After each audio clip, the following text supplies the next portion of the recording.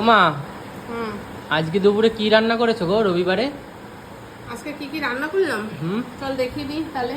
এই যে এখানে গরম গরম ধোয়া ওঠা ভাত রয়েছে, হুম। দেখেছিস? হুম। হাতা দিয়ে রেখেছি আজকে।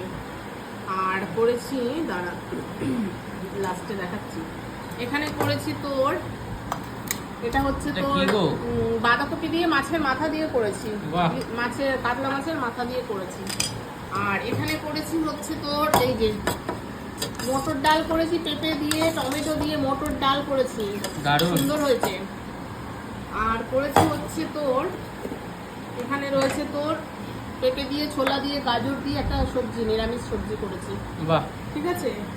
আর করেছি তোর ইলিশ মাছ ভাজা দুটো, চলো। ঠিক আছে। আর এখানে করেছি তোর এই দেখ, এই যে কাতলা মাছের কাতলা, দেখ